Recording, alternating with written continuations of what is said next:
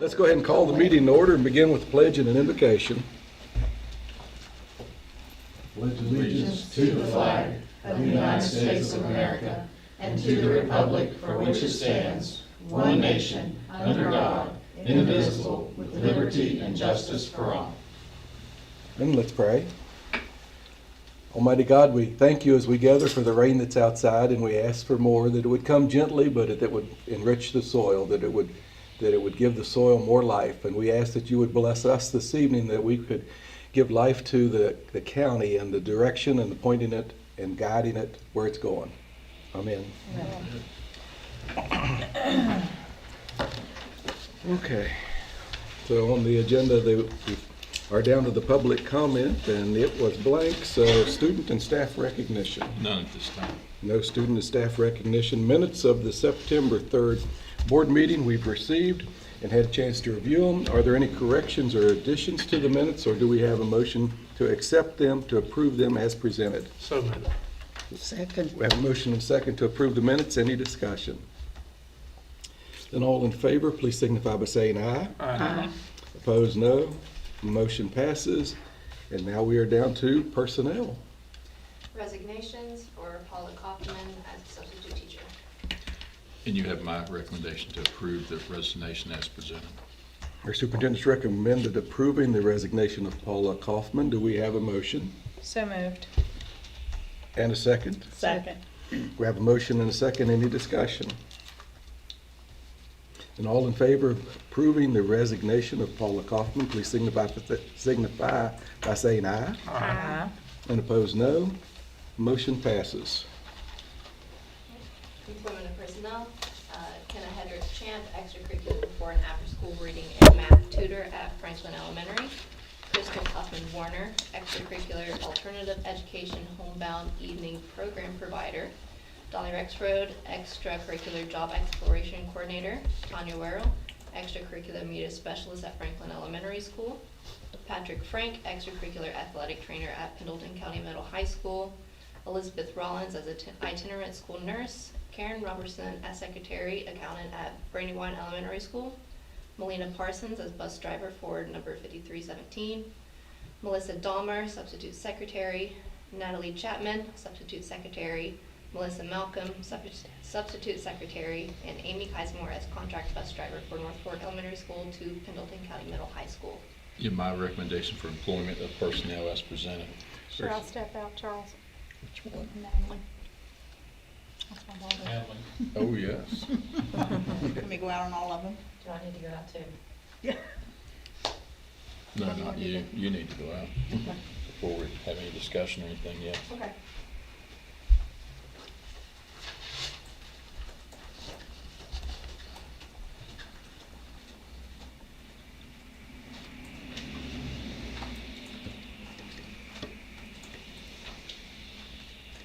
So let the minutes reflect that Mrs. Kimball stepped out of the boardroom. Do you recommend the... You have my recommendation for employment of personnel as presented. Our superintendent's recommended approving the personnel as presented. Do we have a motion? So moved. And a second? Second. We have a motion and a second. Any discussion or any questions? Yeah, I have one question. Why is Melissa Dahmer listed as secretaries and the other two are secretary? That must have just been a typo. Okay. Easily done. Yeah.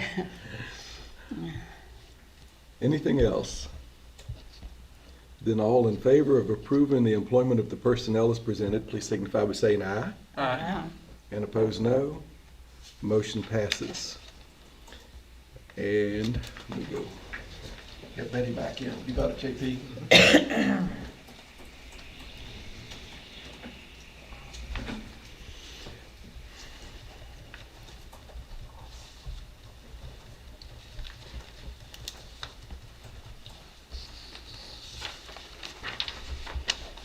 Approval of non-paid coaches, Christine Bodkin. You have my recommendation for approval of Christine Bakken as a non-paid coach. Our superintendent's recommended approving Kristen Botkin as a non-paid coach. Do we have a motion? So moved. And a second? Second. We have a motion and a second. Any discussion? Any questions? What's she going to help with, Yes. Mrs. Stingo? She's been helping the middle school cheerleaders. Okay, thank you. Anything else? Then all in favor of approving Kristen Bodkin as a non-paid coach, please signify by saying aye. Aye. And opposed, no. Motion passes. And we won't make you read this whole list. Approval of volunteer and chaperones as listed for Brandywine Elementary School, Franklin Elementary School, North Fork Elementary School, and Pendleton County Middle High School.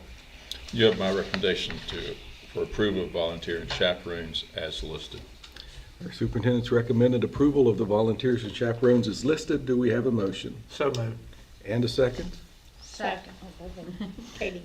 Or Betty. We have a motion and a second. Any discussion or any questions? Okay. Her Betty. Yeah. All in favor of approving the volunteers and chaperones, please signify by saying aye. Aye. And opposed, no. Motion passes and nothing under leaves of absence. So then that brings us over to finance. All right, so we will, just a minute here, and we'll get back to the finance section. So 6A FY '24 financial statements for the year ended 6/30 of '24. I'm going to bring them up. I did give you handouts as well with individual copies. I'm going to start with the color sheets that are in color, the statement of revenues and expenditures and balance sheet, and then I will get to the individual expenditures for publication. So statement of revenues and expenditures at the top. I'll make it a little larger here on the screen. So where does our revenue come from? As we know, it's a combination of state and local, primarily state and federal. So Fund 11 in the left-hand column. This is just for the regular current expense fund. It's not special grants or projects. Over $3.6 million for property taxes. That will increase a little bit for FY '25. Other local sources would be reimbursements and interest. Interest is over $100,000. Payments from schools and items like that, so $177,940. State sources, mostly state aid, would be retirement and insurance as well, $10.859 million. Federal, there's not much federal in the Fund 11. It's Medicaid reimbursement and forest land are the two primary, Medicaid and forest land, federal for the Fund 11. Instruction, as you can see, is broken down. So if it really is instruction related, and we have a code to use for the regular ed, for the regular elementary instruction, just over $7.5 million.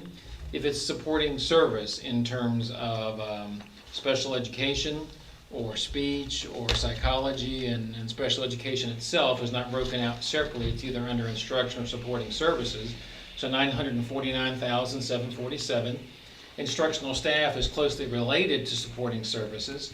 That's also in items of OT and PT and some personnel. Some get into support services students, some get into support services instructional staff. Nurses and counselors also come in there as well. Any supplies and items like that. CIS staff also come in there as well. General administration will be all the retirement, salaries, insurance, fixed cost. School administration, $526,712. Part of that is in Fund 71 for the last year, so that's all the principals, secretaries at the school level, all the retirement and insurance. So in school administration, you see $526,712 and $376,700 over in the right column of Fund 71. That fund, that special federal money is going away. All that comes back over to Fund 11, to our general current expense fund for FY '25. Central services include personnel, director of personnel, director of special ed, finance, salaries, and benefits there as well. Some of those are split coded. Operations, maintenance of facilities, $1,501,000. That's custodians, that's energy, that's propane at the school level, it's electricity, water, and sewer, and those sorts of things. Just over $1.5 million. Student transportation, yes, that's all the bus drivers, mechanics, salaries. We did purchase 4 buses, 2 with an outright purchase, 2 with a lease payment, but that was still over $500,000 of bus purchases on the books. So 2.2 million student transportation, including 4 buses that were purchased last year. Other support services, we just miscellaneous categorized. Food services is part of the state retirement liability, and a couple state grants didn't quite pay for all the food service grants. It's mainly that 1.3 million state retirement that gets divided out, 61,931. If you go to the right of food service, that 1.188 million, that's in Fund 61, the special project fund.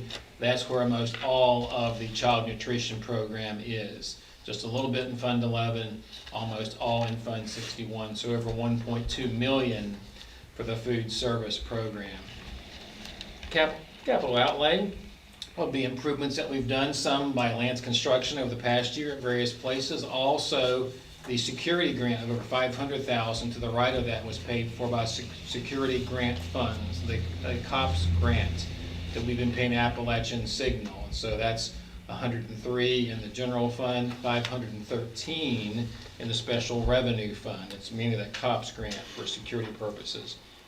Principal retirement and interest, that is the two-way radio lease that we had. We're also beginning a new bus lease, two-way radio lease we purchased a year or so ago for two-way radio upgrades across the county.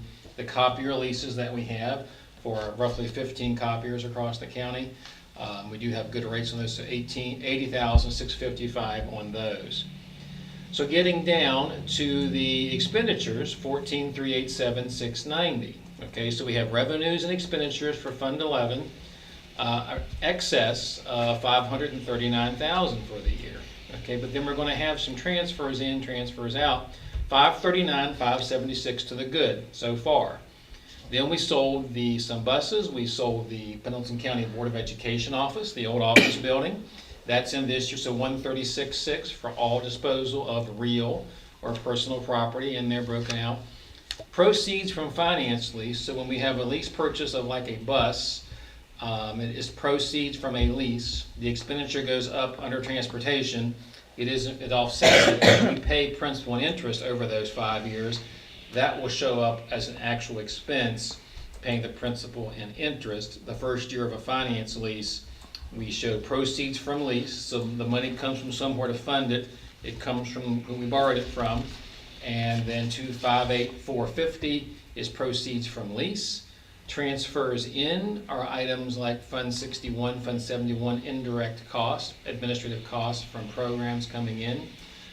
Some transfers there. Then transfers out is paying for any local projects that we have. We had a local share on the school security grant of the COPS grant. We had some local share on the alternative ed building. We had over $400,000 to the child nutrition program. So all those transfers out, and then we had local share with the technology funds of $200,000 get transferred to a separate category as well. So we had technology, child nutrition, we had some of the alt ed, and some of those items as well, and the COPS grant local share. So total transfers out, $896,940. So then you get to total other financing sources or uses. That is a net use of $175,859. So we had $539 net increase from actual operations, $175,859 decrease. So a net change in fund balance. So Pendleton County Schools improved our fund balance by $363,717 for FY24. Improved our fund balance by $363,717. So the ending fund balance, and we'll show how it's broken out on the next sheet, just over $1.6 million. In the beginning was $1.239, $1,603,224. Some of that will show, so $1,603,224. Some of that's reserved and earmarked. That will show up on the next page. So Fund 61, the special projects, the second column, I'm not going to hit as hard. The revenue comes from child nutrition sources mainly. Some other grants that we have like Title I, Title II, that middle column. And you have revenues and expenses, and really a fund balance there of funds on hand, $261,594. Fund 71, the third column of that page, nets out to zero. The next item of importance on the first page, the fourth column over, permanent improvement. This is the fifth year now of setting aside $50,000 per year as part of the transfers out as well. $50,000 permanent improvement. So that total is now $250,000. So at the bottom of the first page, on the next to last column, the last column totals everything. 250 is a permanent improvement fund that we have set aside for when we need to do something, have no other sources, what kind of improvements we need to do, 250,000 on that one. The next item is the balance sheet. So the balance sheet I'm pulling up as well. So the cash total is right around the $2 million mark. As we've talked about treasurer's reports and items like that back to 6:30, I'm focusing on Fund 11 in the left-hand column, focusing on Fund 11. Taxes receivable net from the sheriff's office, almost 100,000, 98.9. That's from taxes that were due at June 30, not paid yet. Deposit with the retirement board, we get an allocation from the state to cover our retirement expenses for anybody in formula. It's a little bit left over. Same thing for workers' comp. Other prepaid expenses of 37,000 is like Board of Risk. We make the quarterly payment in May for the July through September quarter. State aid, the June 30th payment doesn't hit until after July 1. That's 76,966. PEIA for the summer deferred payroll. We run those payrolls in June for July and August, but we have to expense it. We don't get the money for July and August until July and August, so that's a receivable for PEIA. So our total assets, cash-wise on the books, not counting buildings and anything, 2.787106. 2.787106. What are some of the liabilities that are on the books for financial statements? Well, those summertime payrolls, 793, 793, those get paid out in July and August. The premiums for PEIA, 295, 513, so we have money owed to us to pay the summer payroll for PEIA, and then we have to pay those premiums, 295, 313. So the reimbursement, not quite as much as the premiums. Other accounts payable, things we paid in July that were invoiced in June but didn't get to us by June 30. Total deferred inflows or resources are items like taxes that are deferred, receivable after 60 days, 67,679. So the important column, important information here in green, non-spendable are those prepaid items, 51,176. Restricted is one purchase order. We closed most of them out, 3240.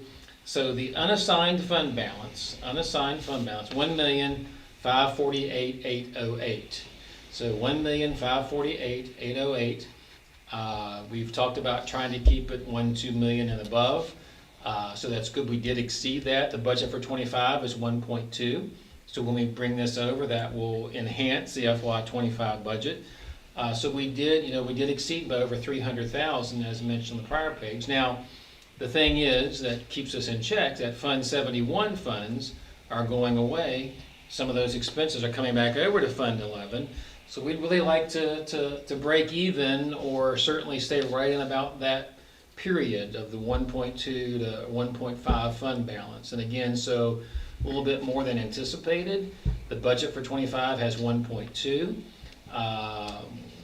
This will be a good measure for us this year, and everything looks good right now as to how well that fund balance maintains as we go through our first year without the special federal funds that are based on that. So that fund balance, 1,548,808. The other two funds didn't have a fund balance. The 250 on the far right for the permanent improvement fund.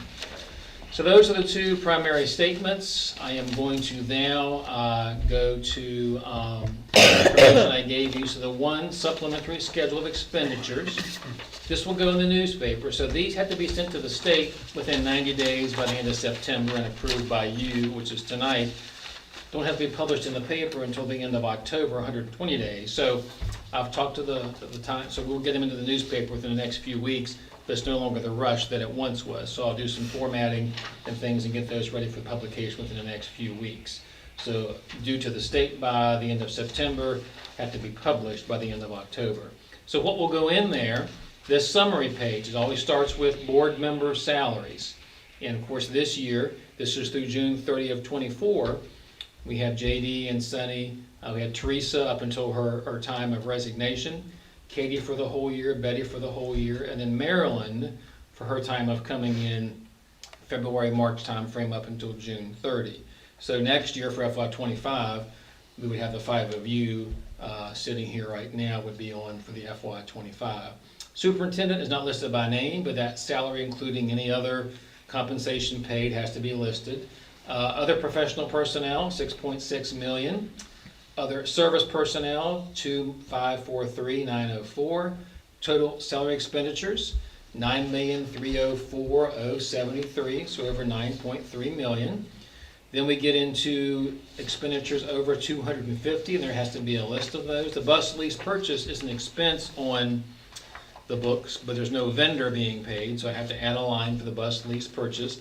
But I'm going to turn now to the next handout where it has that detailed listing of over $250. Now, that did change in the last couple of years, where with FERPA and privacy concerns, some of the names of individual persons, if they were ever a parent with a student in school or had other items. So I'm going to try to work with that before it gets actually published in the newspaper and see if we can add some of those back to it. But there might be a few on this listing that aren't listed, like reimbursement for travel, because the system flags it as FERPA, doesn't want to put the name in the paper, and we're allowed to do so. I will go back, but the total expenditures are still fine. It's just what shows up on this listing.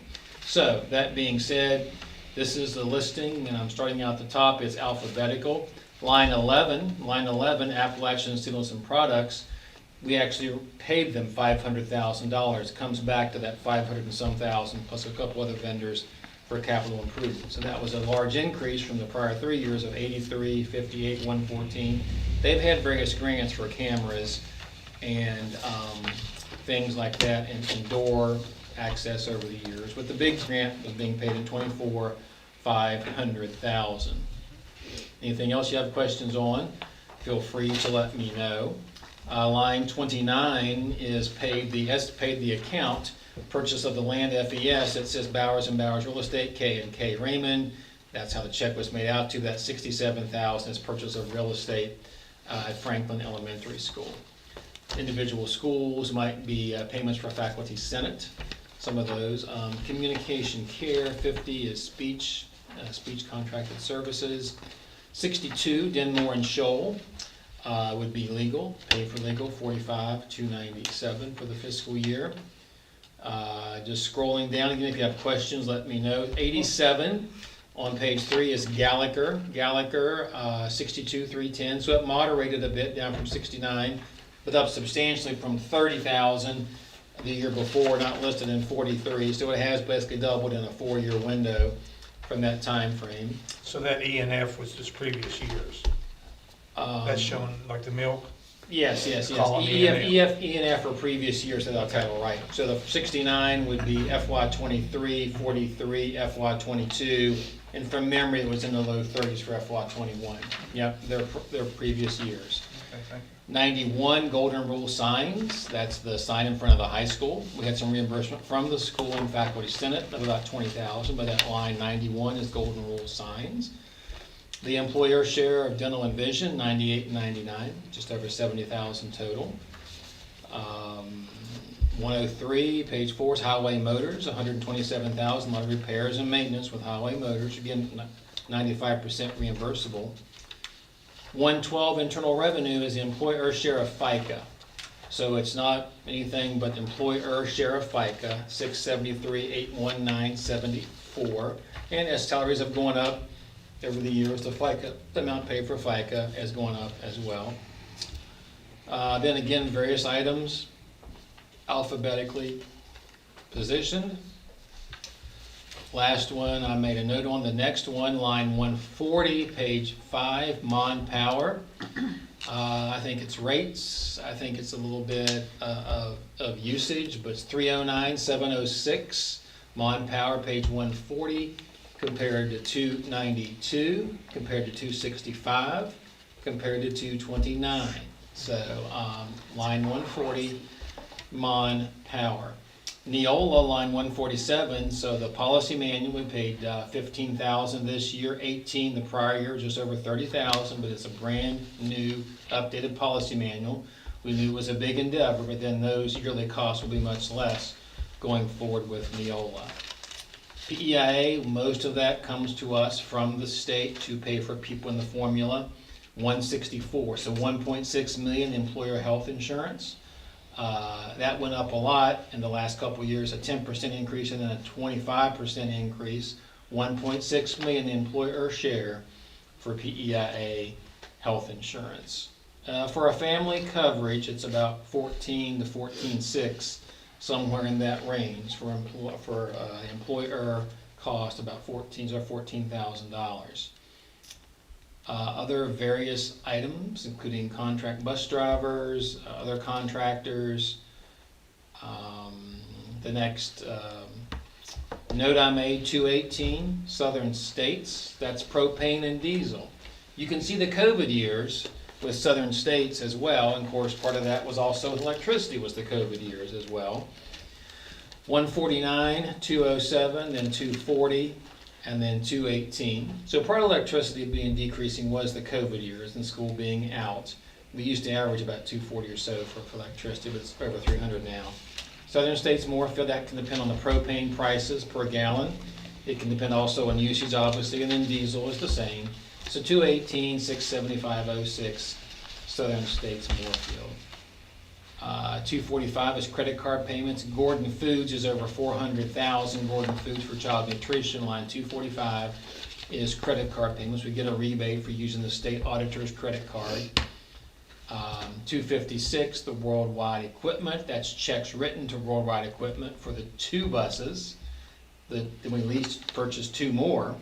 So 256 is bus purchases, just over 120 each. Board of Risk, we've talked about liability increase, line 259. A couple of years ago it was 66,000, 77, 107, 147. It's going to be a little higher this year. Hopefully, between legislature and just management and reducing risk across the state, we're in that big insurance pool. So it has more than doubled Board of Risk payments in the last several years, from 21, 22, 23 up to 24.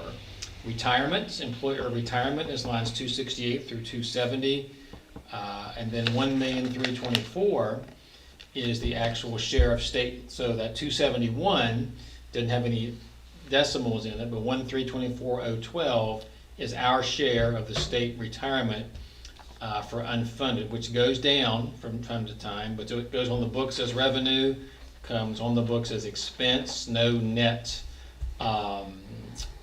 decrease to us, but we have to show it, our portion of the state unfunded retirement, 1,324,012, but that's a net wash. So that ties back to the cover page, 8,722,753.54 for payments over 250. Anybody paid under 250 doesn't have to be listed. Again, the FERPA has probably pulled out a few because of flagging them for FERPA reasons, which just is a federal regulation over what employee / parent data you can put in there. The parents, we would leave out any employee we can put in for travel reimbursement, FI, go ahead. And the totals won't change as far as financial statement expenditures go. So these total expenditures financial statement are 18,354,436, and that ties back to what we've been talking about. So, Hey, before you go on. Yes. At line 260, West Virginia Correctional Industries, is that our share of the alt ed building, what the grant didn't pay for? they actually prepare student handbooks for us. Oh. Student handbooks, correctional industry. So the elementary schools and the high school. Okay. So I don't know, obviously Travis was here, he was a principal out there, but they do student handbooks, Charles. I don't know what, they even do the high school now. I don't know when you were out there, maybe Pelton Times did it, but. Pelton Times did. But correctional industry, so 1,400, elementary is paid out of Title I. High school is paid from their school allocation because they're not eligible for Title I. So they do print student handbooks for us. Thank you. Yep. So that is, so the good news is the summary, we increased fund balance by over $360,000 from last year to this year. And FY25, I do not foresee that sort of increase. I hope that next year at this time, it's at least a break-even year or a very slight decrease, if any, and we maintain in that buffer that we have in the fund balance. So any questions for me on any of the information that's out there? Do you have a recommendation? I have a recommendation that we approve the 2024 year-end financials. Our superintendent's recommended that we approve the fiscal year 2024 year-end financials. Do we have a motion? So moved. Second. We have a motion and a second. Second. Any discussion or any questions? Then all in favor of approving the financials as presented, please signify by saying aye. Aye. And opposed, no. Motion passes. All right, thank you. Next item on the agenda, scroll to here in a minute, our budget revision. The budget revisions are closely tied tonight to the Fund 61 and Fund 71 carryover. So what that means is, we have some of those funds, and this year, I have a summary page. I'm looking at Fund 61, 6B, number 110, Fund 61 there on the screen under budget revisions. So this just has a listing of all of our projects. I'm not going to list them all. I'm not going to take the time. So this listing, though, lists all of our projects, Fund 61 projects, and there's 17 pages and literally over 75 different grants and projects that are on there, some from multiple years. This is a time of the year when financial statements are done that we carry over money on hand as an earmark. We carry over receivables where we've spent more and are owed money by the particular grants, and then they don't fall in between the two. We reestablish them as a grant to reestablish the grant itself. So this total for number 110, reestablished 69,480.44. 69,480.44. Receivables 501,289.24. Some of those would be Title I special education. Still a little bit on the COPS security grant to be reimbursed and a receivable for that one. Earmarks, money on hand. The earmarks we would have, 263,102, include CIS, Communities and Schools, gives us money up front. A couple other small state grants. Most of the federal grants are receivables. We have to spend it first and then get reimbursed. CIS, and then we still have over $100,000 from the donation to Pendleton County Middle High School several years ago that we are holding on to. And so that's still being held. It was there for us for the purposes listed. So part of the earmark is over the $100,000 that was a donation for the benefit of the Pendleton County Middle High School. We have an encumbrance outstanding PO of $1,800, $835,672.27. So for number 110, budget supplement 110, $835,672.27. And if I go back, you don't have to do it. If I look at the second page of the color handout that I gave you, that Fund 61 special revenue, 509,281, has one more receivable that's out there, ties closely back to the 501,289.24. So there was one over carryover amount for about $8,000, but the 501 and the 509 we have there for the receivables on that one. So that's Fund 61. The next item that I have, so that's number 110. That's number 110 for $835,672.27. The next one is budget supplement number 111. This is Fund 71. This is the special funds that are the federal funds that are expiring as of the end of this month, 9/30. As of June 30, we had an outstanding purchase order encumbrance of $138,000. That's now been paid for some additional Chromebooks. Or now the Chromebooks have been received. It's not been paid yet, but $138,000. Receivable of federal funds of $349,711.58. So $487,711.58. $487,711.58. The receivable, again, ties back to financial statements. This time there was no carryover amount, so $349,711.58. So we have number 111, $487,711.58. Budget supplement, budget revision, we have number 110, $835,672.27. That reestablishes those budgets for expenditures and revenues and reestablishment, and then we can proceed with receiving the funds on those or spending those funds up into the upcoming year as we move forward. Yeah, my recommendation to approve budget supplement 110 and 111. Our superintendent's recommending that we approve budget supplement 110 and 111. As separate supplement 111, do we have a motion? So moved. And a second? Second. We have a motion and a second. Any discussion or any questions? Then all in favor of approving supplement 110 in the amount of $835,672.27 and 111 at $487,711.58, please signify by saying aye. Aye. And opposed, no. Motion passes. That is all under budget revisions, nothing under financial update, other than to say that things are moving along here with expenditures and revenues. Of course, getting some positions filled, and certified list is due to the state by the end of September, 1st of October. That's where we certify all positions that we have, professional and service. So working with Jerica and Melinda and Holly and payroll, trying to make sure that's as up to date as can be. So anytime there's a hiring at a board meeting or a transfer, up until October 1st, we put that on our certified list. That's when the state certifies how many positions you have, what the average salary is, and then they give you the money based on your head count, how many positions you're entitled to. Of course, we have 1,400 in the funding formula, so we get some excess funding there. But that's what that's used for, is it's used, certified list is used to determine how many employees you have, how many you're allowed, how much money you get based upon the average salaries of all of your positions. And we get funded at the higher level. So the certified list for us is not as important as it used to be, but it's still important to get the right certifications, the right persons on there, and be as timely. And then there's a separate report that Lisa has to work with and others for enrollment.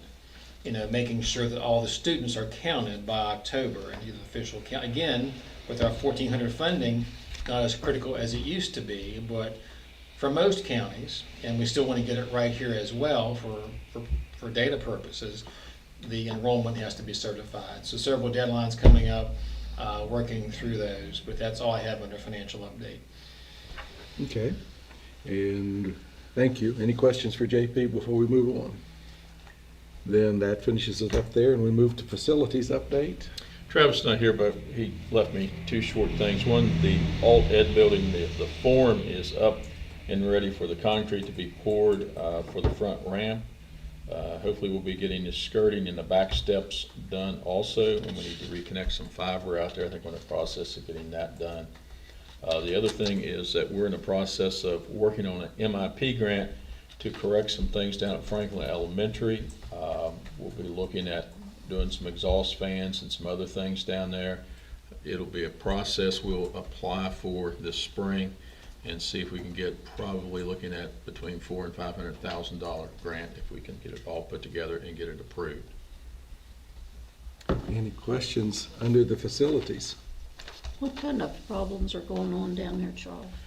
Well, we've always had some problems down there with the airflow on that system. It kind of, the vacuum in the building's always kind of popped the doors a little bit, and we think we found a correction for that.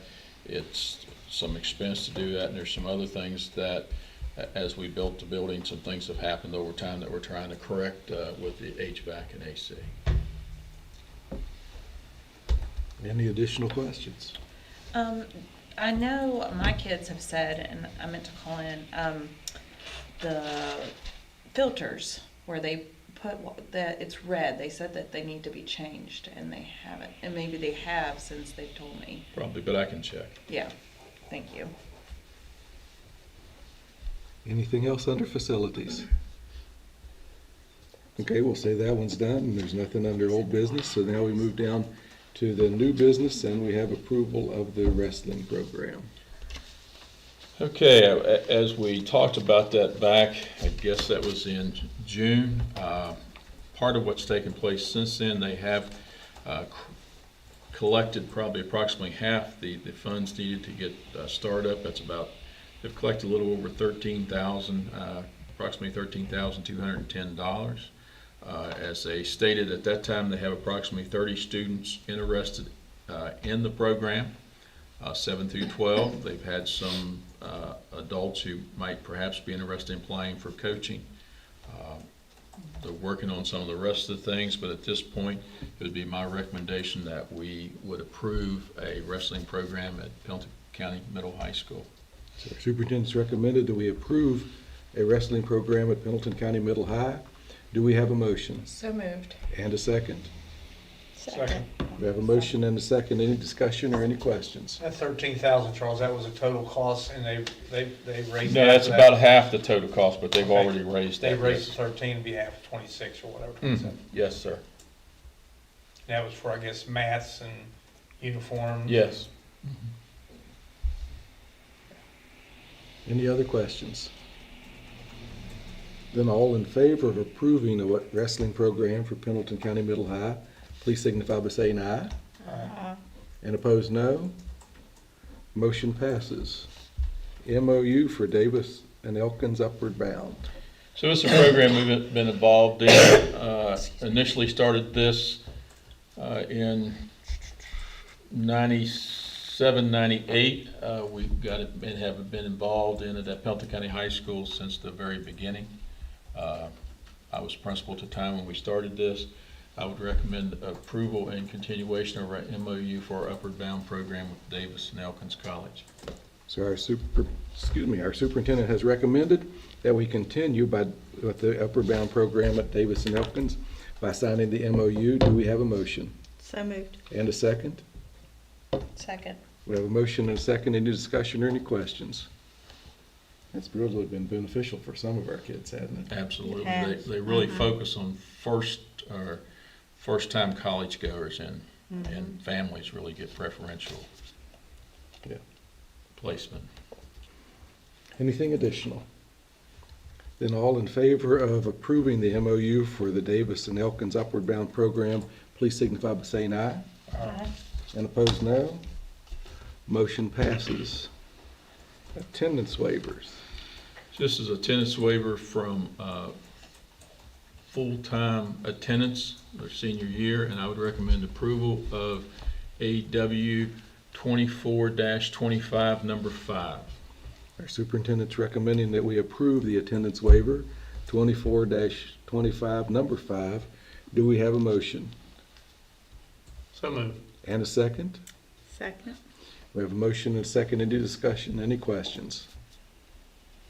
All in favor of approval of attendance waiver, AW 24-25, number 5, please signify by saying aye. And opposed, no. Motion passes. I think that finishes us up under new business, and we move down to other first month attendance reports. And we have our first month attendance report already. It's hard to believe that we've already completed the first month of the school year. If you take a look, things are looking pretty good. We have Brandywine Elementary School's first grade class as the highest percentage in the county. They've written 99.772% attendance in the first month. Brandywine was the best overall school percentage at 96%, and the second grade class overall was at 97.67. If you look down through, last year Brandywine and Franklin kind of went back and forth throughout the year, and I just want to point out North Fork has some really great attendance percentages right now, so I just would like to recognize them. I know that they've been working hard here at the start of the school year to boost their attendance for this school year. And then overall, Pelham County is at 94.9% for the first month. Good. Any questions on the attendance report? Okay, I don't think we need to take any action on that one, so we'll accept that. And school improvement student achievement. Well, and Carrie, if you have anything, certainly jump in, because Travis is not here. But one of the things that Sonny and I heard down, and certainly we have been working on this, is one of the big things you can do to improve your student achievement is to improve your attendance rates. And they go hand in hand, because the chronically absent students' test scores are much lower than the students who are not absent. And I mean, that certainly makes sense, but they had the data to show that, had the numbers, and it was pretty significant. I didn't bring that with me, but that's one of the things as the year goes on. Carrie will continue to work on that, and we'll continue to have those discussions, but that's certainly one of our focuses of school improvement this year, is improving our overall school attendance. I'll just add on, each of our schools are working on creating like an individualized attendance plan for their school. We have spent a lot of time focusing on the multi-tiered support and TSS over the past year for academics, and we can see that, you know, we've had a good bit of growth there with the different tiered levels of support. So focusing on strategies to help the general population, 80% of students, and then for those who are needing a little bit more intensive support at about 20% of students, and then just a handful of those tier 3, which are really, really intensive supports. So attendance is now part of that system. So again, schools are putting together plans on ways to help address attendance for different levels of support that's needed for individual students. Carrie, I came up with a great idea on the way back when Charles and Mr. Hedrick wanted to share it with you. I don't think it will fly, but it was a great idea. I love the magnets you sent home.